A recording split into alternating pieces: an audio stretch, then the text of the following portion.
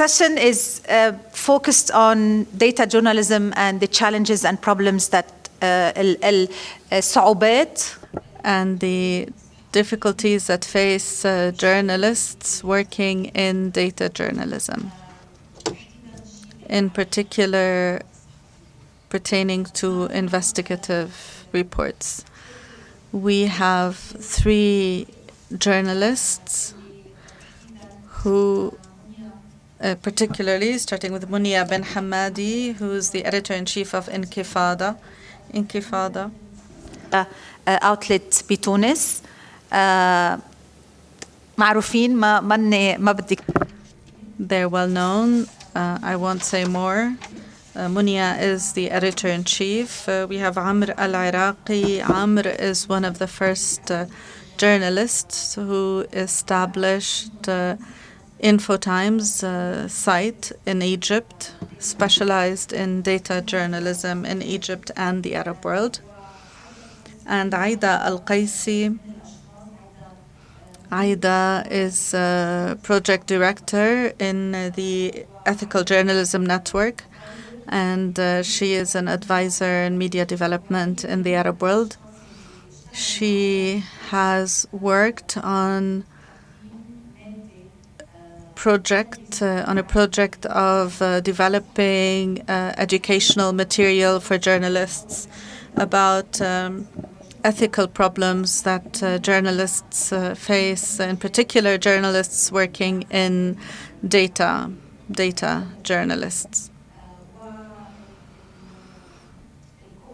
And the course can be found online. EJN has completed this course, the course material, in collaboration with Thompson Foundation. So Aida will also be telling us about the challenges and the problems that that data journalists face pertaining to ethics or ethical standards for journalists. My name is Zahira Harb. I teach journalism in the City College in London, but I'm also a board member of EJN, Ethical Journalism Network, and I'm going to facilitate this session. There's a small number here in this room, so this is good for interaction. I will start with Aida to tell us or give us a general idea about why did you think of developing this course, this training course, and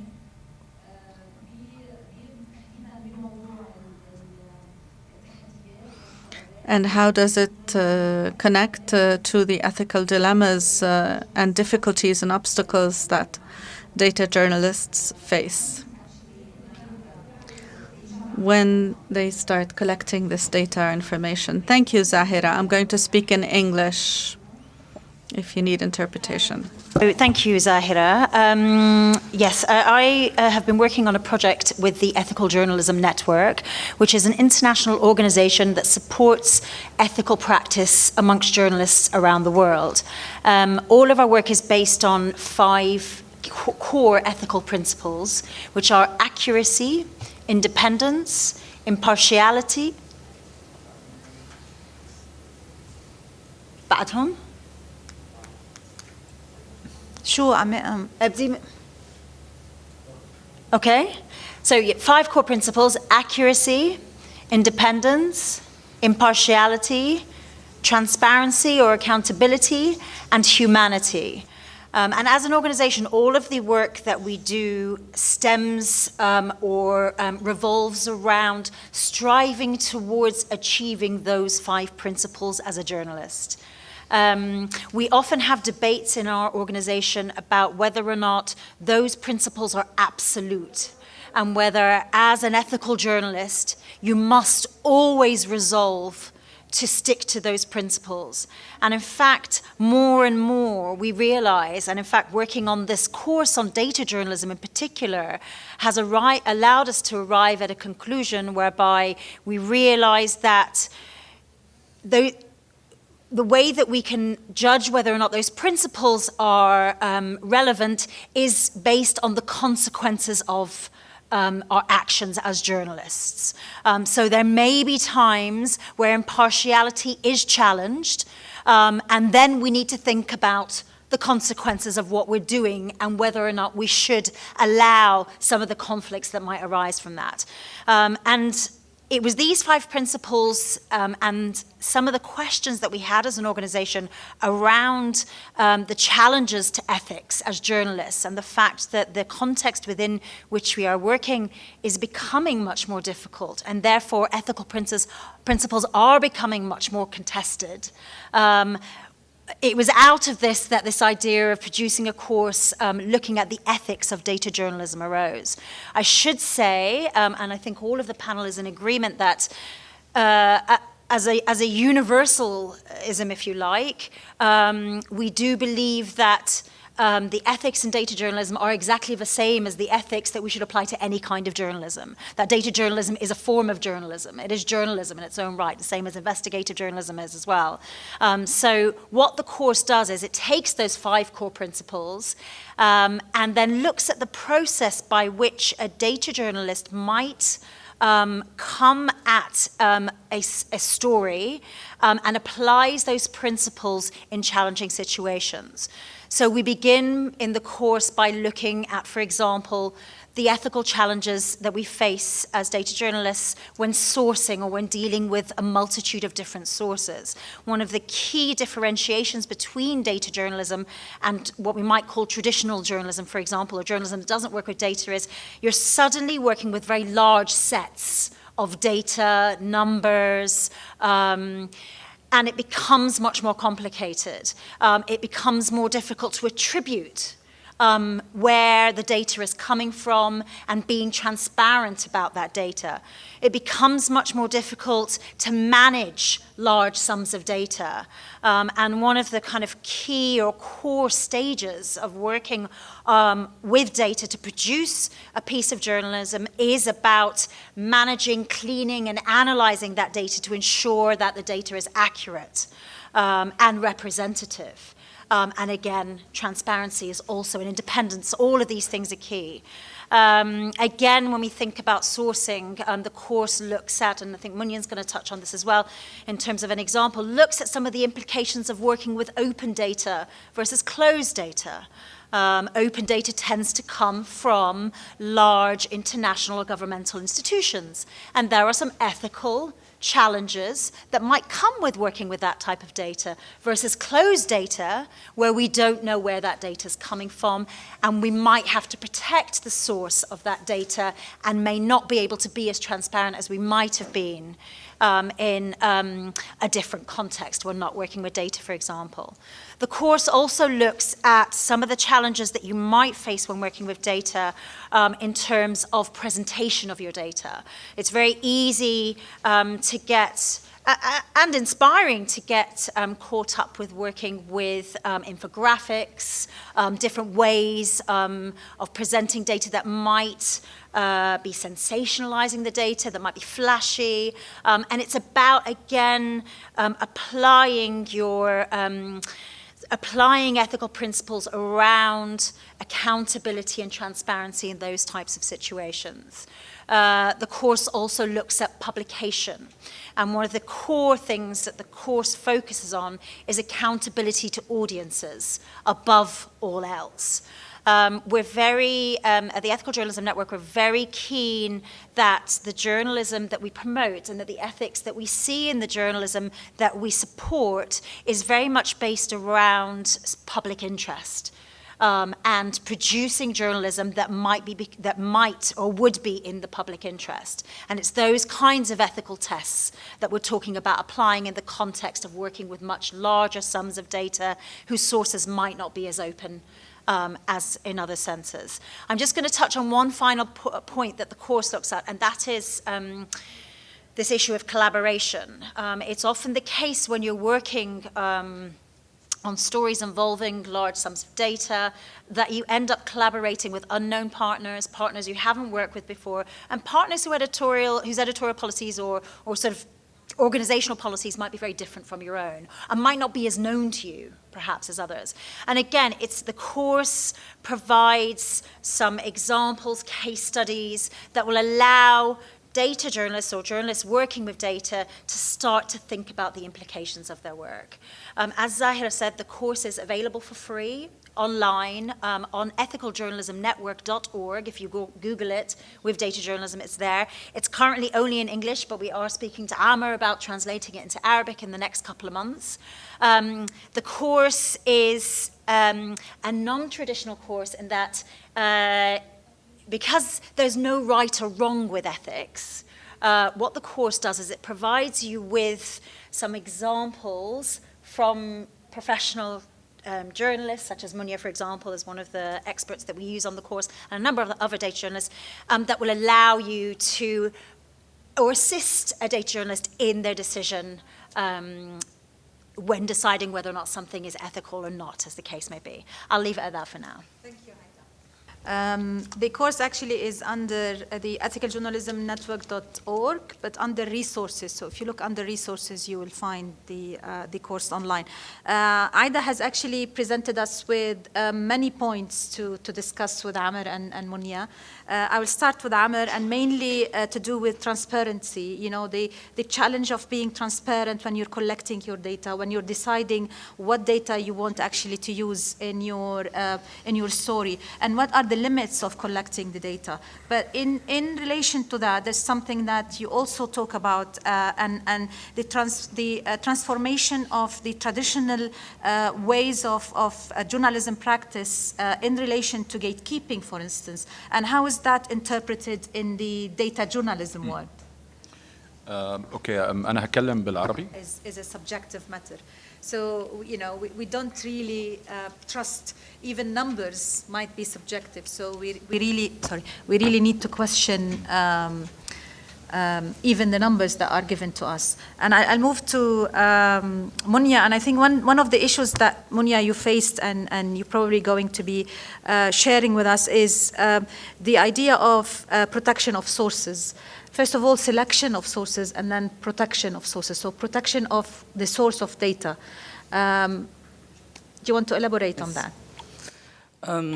I think I'm going to speak about one of our big project with ICIJ, the Panama Papers, as we are a member of ICIJ, and it was a question in this project and other project when we cannot give all the data to people, and we were criticized in a way. Why you don't give all the data? Why you don't give all the names? Why you don't give all the information that we want?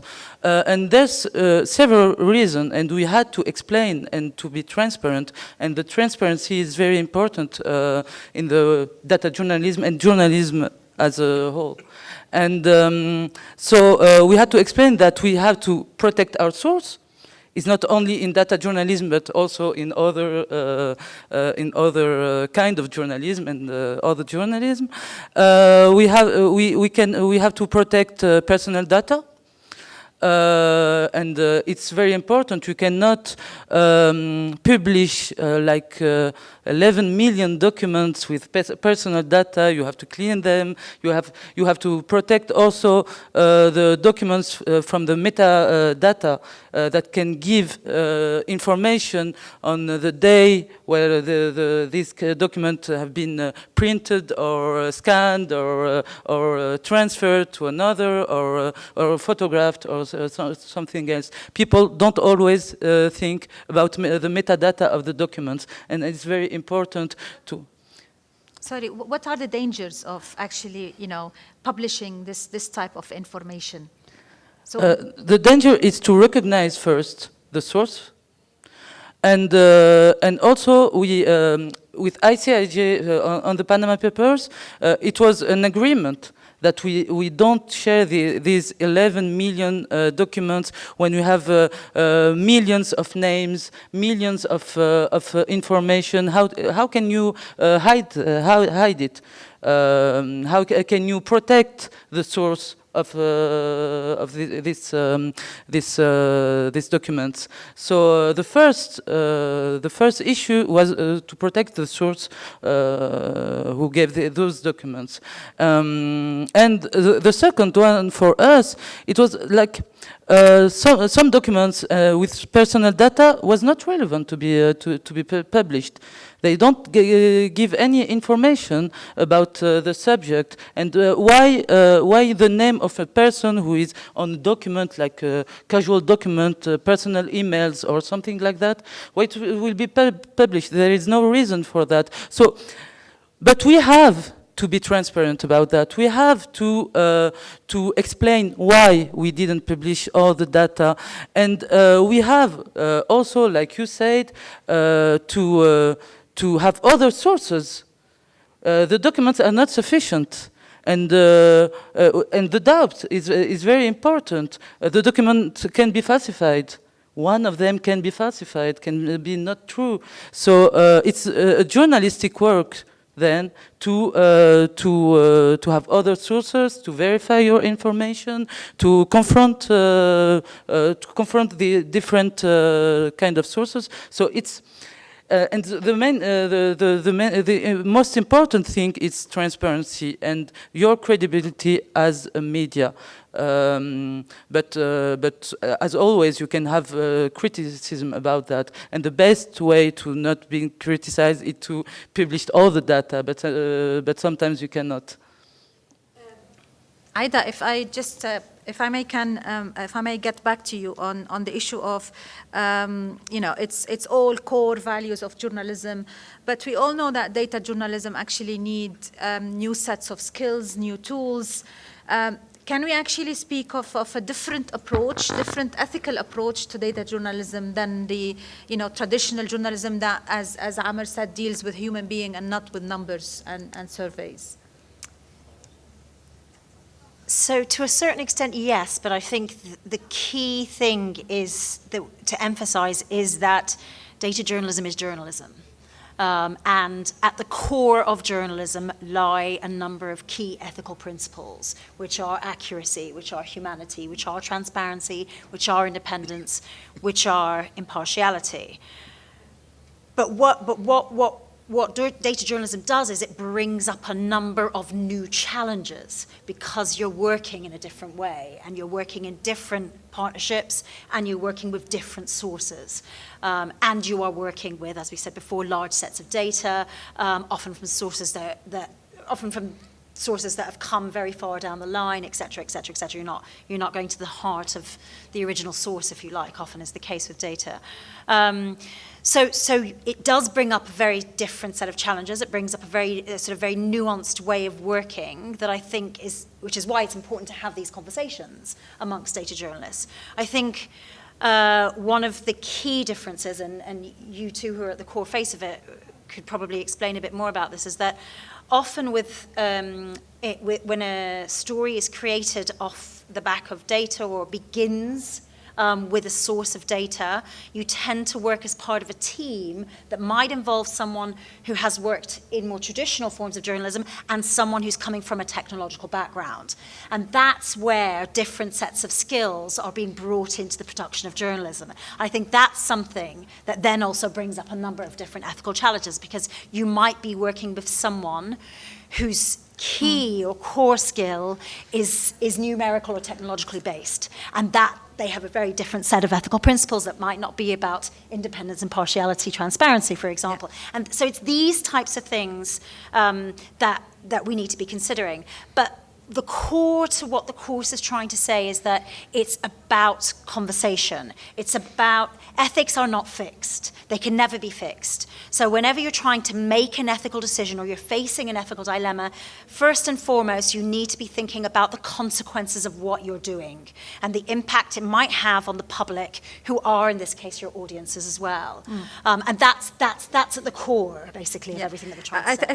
I think it's a very important issue that you raised raised, which is the how do you negotiate as a data journalist the relationship with a computer scientist, which most of data journalists need actually to get some help or support from. So in a bigger team, when you have computer scientists with data journalists, how does this relationship actually work? Do you want Munia? Yes,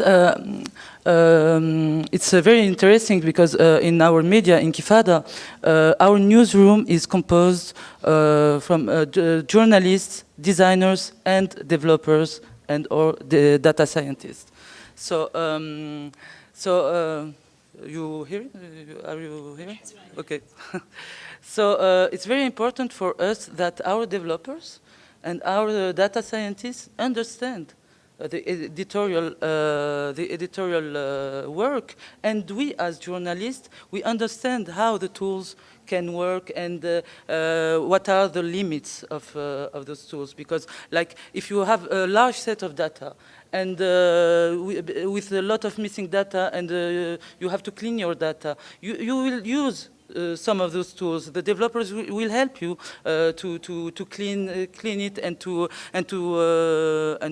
manage it and to analyze it. But they also understand that you always need a human being to see what are the relevant data. If there is data too high to be credible or accurate, you will not use it. It's a human work. It's an editorial work, and the choice that you make in the newsroom. It's not only the machine, the computer that works on that. And it's very important for us that the developers participate to the conversation, as you said, in the newsroom with the journalists, and we have a conversation, ongoing conversation, when we work on data journalism or in our investigation or other topics.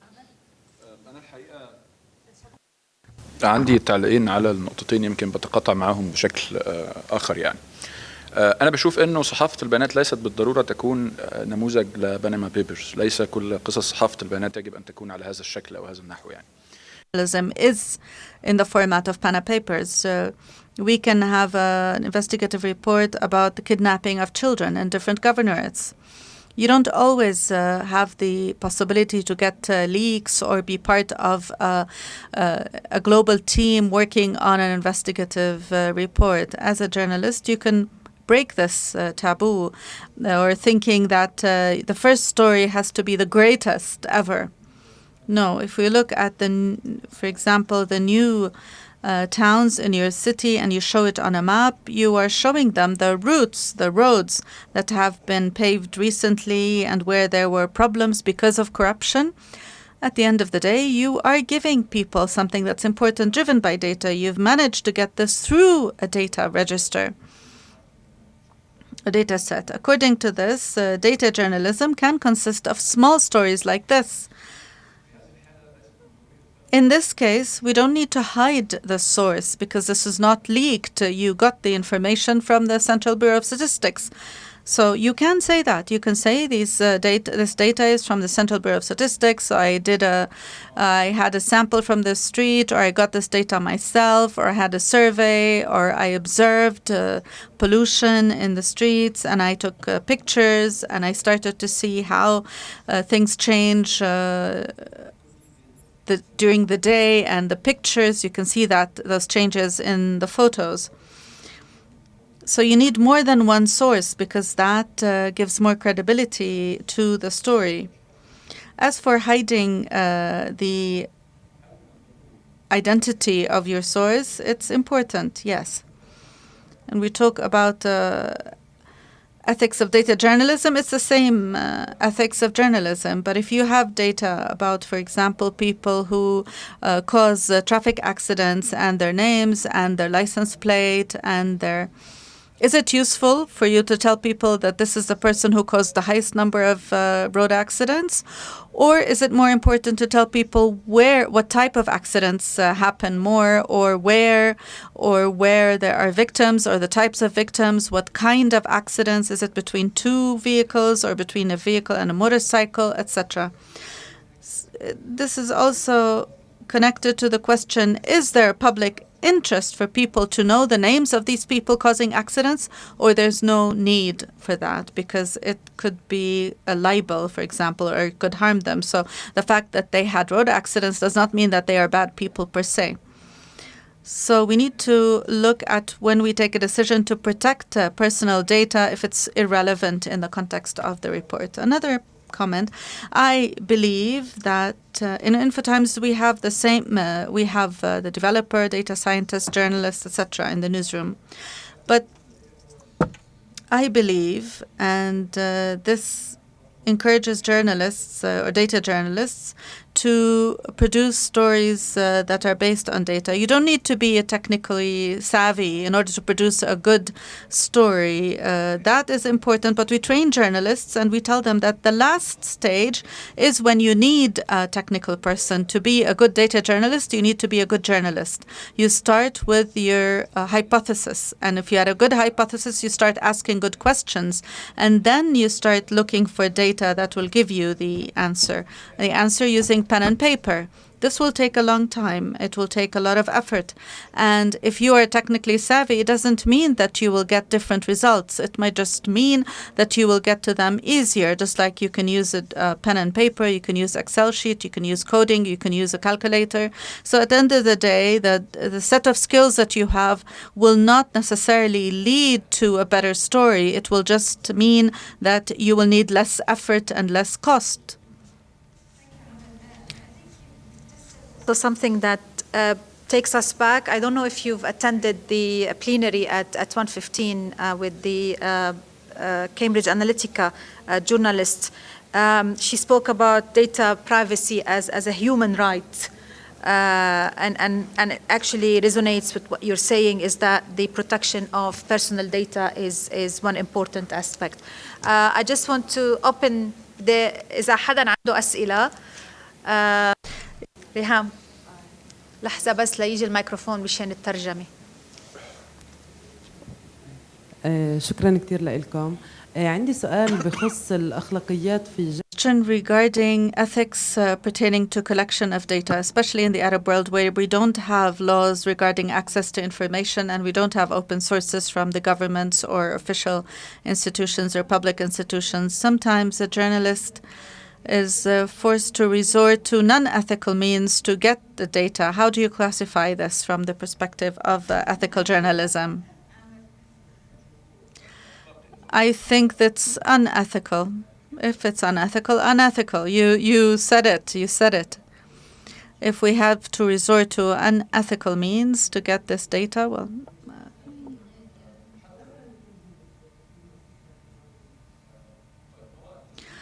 well, if you have undercover recordings, that's different. But I can't go to Aida and when she's looking the other way, I steal the data. I become a thief. I need this data, but it doesn't give me legitimacy to steal them from her desk. I need this data. In certain countries, there is a law of access to information, and sometimes it is there, but it does not guarantee that you will get the information. You may request it. You go through the procedures, but you may not get the information or data. Sometimes there are ways to produce data informally. If I want to know the rates for child kidnapping, for example, today in the Twitter session, we talked about how we can filter tweets and find how many people reported kidnapping on Twitter. If we can filter it, we can know what kind of reporting, how many reports were made on Twitter about child kidnapping. This is not an official number or official data. In the absence of official data, you can also do this documentation. If there's something that the state does not wish to divulge, there are ways to get this information yourself. You can get this data and collect it using a certain methodology. For example, do we have an indicator regarding the satisfaction of citizens and I want to have a report to know the citizen satisfaction about amendments. And I follow Twitter, whether people speak negatively or positively about it. I can also conduct research and surveys on the street and do public opinion surveys. So it's not always that the government has the data that we need, and it's not always that we have to go through unethical means to get this data. You can make your own data if you cannot acquire it. About the illegal stuff, most of the leaks are not legally leaked. So we have to think about the general interest, and that is very important. Does those documents need to be published? Do we need to work on it because of the general interest? It's our question. So it's the ethics of the journalist to say it's not personal data, it's not privacy, it's general interest, like about I don't know, tax evasion, etc. It's general interest. So we have. The leaks are great, but is it the journalist who hacked these accounts, or are they people who are insiders, and because of their personal issues they took them to journalists? So it is not the journalist who stole it, the journalist received it. It's a work for, it comes from whistleblowers. Sometimes whistleblowers actually are journalists who have connections, and an employee in an embassy or would actually give them data that they have access to it, but the journalist doesn't have access to it. In Tunisia, for example, now we have a law that protects whistleblowers. So it's a thing now. If some employee of a public company leak some documents that shows that there is some corruption in this company, so he is protected by the law. So it's not even illegal in this kind of.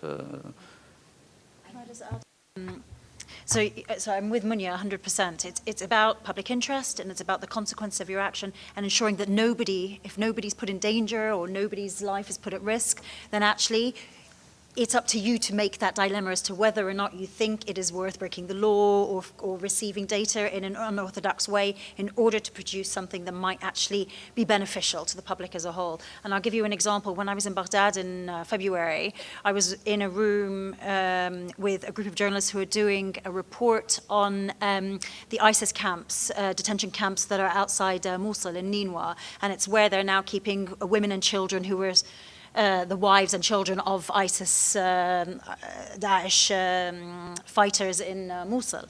And it's a really controversial issue in Iraq. And they broke into the camps to speak to the women and children and produced a brilliant, so they did something completely illegal, but they produced a brilliant report on the conditions in the camps and also the situation whereby these women and children have no rights because a lot of them are Yazidi and won't admit they're Muslim, won't consider themselves Muslim. And so it raised some really interesting issues in the policy sphere in Iraq and internationally that are actually meaning that very important conversations are being had. So even though So again, these are issues that you need to deal with as a journalist.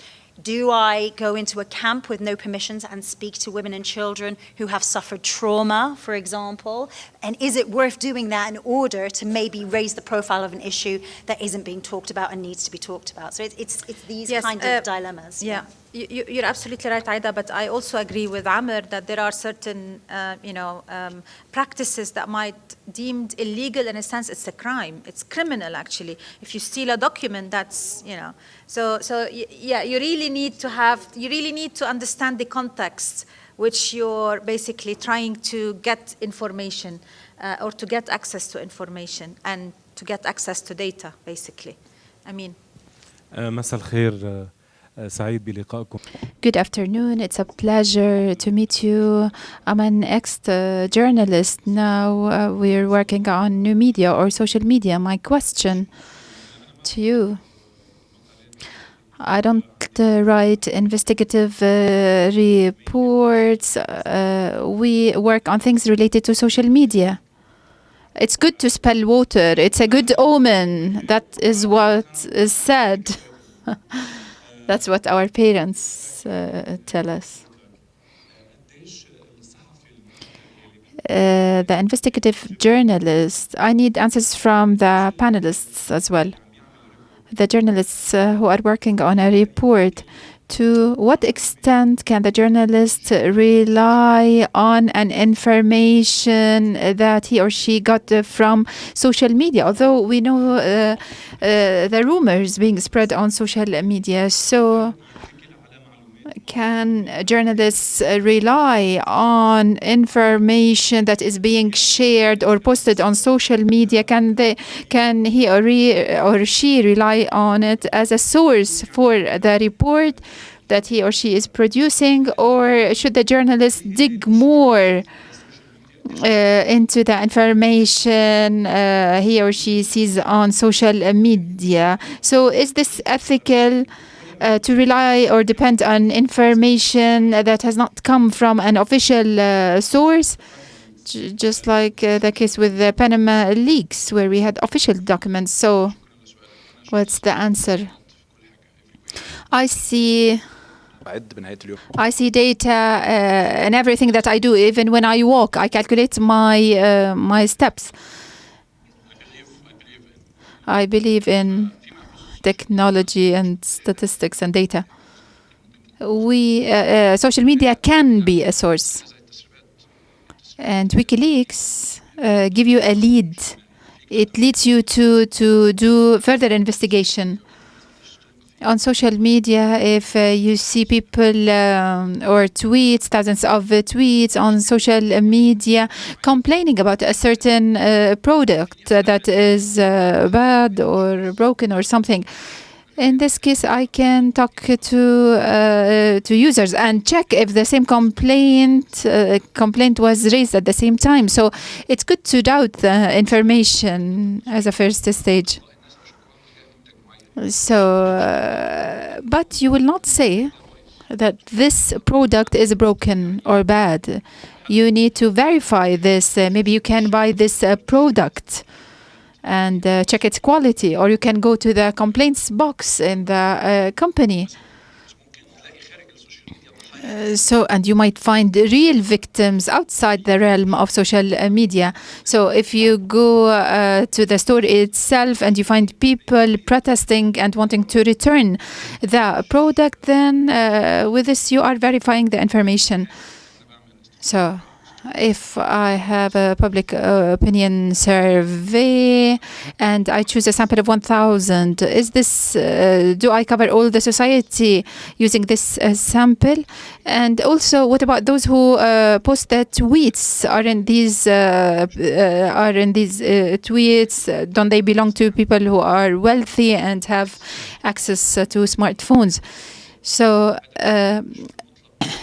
any conclusion you make is an indicator about these tweets, but maybe with this you will provoke official entities to announce or disclose the real information. So you should verify and dig more into the story. And even if you lock yourself and try hard, you will not reach the absolute truth. Even in public opinion surveys, there is a margin of errors. There's a margin of error, which could be 3% or 5%. So in addition to the basic journalistic ethics, there are ethics in verifying the data sets or the statistics. So if the survey was done this year and the satisfaction level of people is 2% against last year's opinion, and the survey, if it says that the satisfaction of people increased by 2%, but at the same time the error margin is 2 or 3%, then can you say that there has been an increase in people's support, or this, or say instead that given that the margin of error is 3%, then the 2% does not represent a real growth?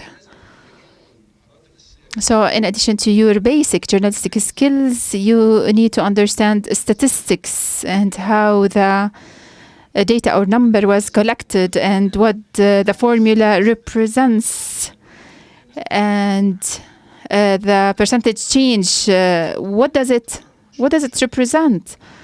You need, unless you read the data carefully, then you might contribute to misleading the public.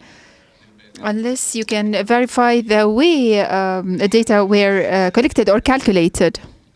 As for visualization of data, sometimes you can mislead the public if you don't start in a certain graph with a zero, and you might be inflating certain values against other values. So the most important thing is to say that this comes with the practice, and we should have codes of ethics. Even the BBC announced that there were errors in data or infographics, and so we as journalists we start with practices which might become code of ethics that could be later taught at universities.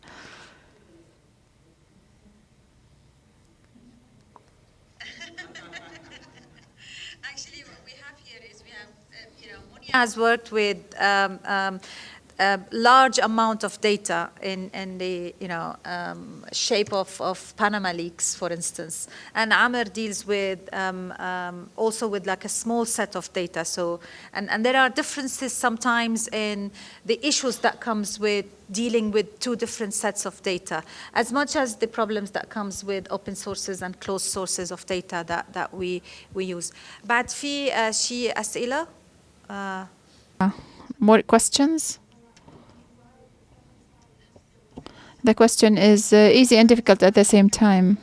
When we talk about data journalism and ethics, we usually target journalists that are already applying these ethics, but they need more improvement. But we need to target the media with this. And I'm talking here specifically about targeted media, which is affiliated with regimes or the counter media, because each party has their own information, and we hear from the two sides, and we do not know where the truth lies. The journalists know if the story promoted is correct or incorrect. And this is what we see in Arab countries, especially in conflict areas or regions, such as in Palestine, Syria, Iraq, and Lebanon. Journalists working in these news sites, or even in visual and audio media outlets, do not attend these ethical sessions. We need to target them, and we need to push them to tell the truth. And we need to ask the journalists whether they are telling the truth with their stories or not. The problem with journalists who actually, sometimes maybe fabricate data, sometimes maybe exaggerate with data in order to disseminate a certain message to the public that, works with the, certain political ideologies that has been dominant. It's a very important issue, because numbers alone and data alone don't mean anything for us. You have to contextualize it and you have to analyze it. For example, if I tell you that in France, black people and Arab people are overrepresented in jail, in prison. If you are racist, you will say, and you will essentialize it and say that Arab people and black people are the most dangerous people in France. But, of course, it's not true. So you have to do the contextualization, analyze, use sociology to explain why discriminated population are overrepresented in prison. And other media will say, no, they are bad people, so they are in jail. So data alone doesn't mean anything. And of course, media who are with conflict of interest with the governments, with the state, with other economic interests, will exaggerate or analyze or contextualize differently some kind of data. And for that, you need to know who is the media that you are seeing or reading or consuming. Who owns the media? What are their interests? What are their economical interests and political interests? So people, we don't need to censor them or to forbid some media and political orientation, but we need to know them.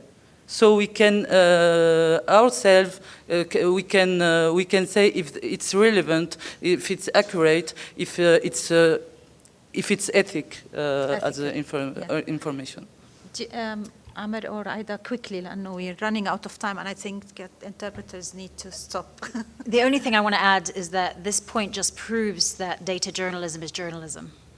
So you can use data to fabricate and to create a narrative that you want to create in the same way that you can with more traditional forms of journalism, and that's it. And Munia's point about media literacy is key with data journalism as well. Audiences need to be educated as to how to understand how they can find out where the data is coming from, the transparency behind the sources of the data, in order to then make their minds up about what's fabricated and what's not. بس كلمة أخيرة، أنا بشوف إنه البيانات بشكلها الخام لا تكذب يعني. لكن يبرع الكاذبين في استخدامها. But academics are great in using them. We need to know how the data was analyzed and used. We always have polarization in the media, so it's always good to know who the speaker is, and you should know the media outlet or the institution that has propaganda or that is targeted, and if they provide you with data, maybe some of the data is incomplete or miscalculated in order to whitewash the image of the state. And back to media literacy, can we get to the origin of the sources of the data? If arms is being sent to the Syrian regime, we should check the source or the list that was quoted in the story or upon which the story was built. Do we have a PDF document on this with this list of sources which provided the weapons or arms? So even not only as a journalist, but even as a citizen, you should verify the information. Thank you. Thank you for attending. One of the points raised by the colleagues is the need for each newsroom to draw up an internal code of ethics on how to collect and store or save data, and also on protecting the personal information on the data that is being collected. Thank you.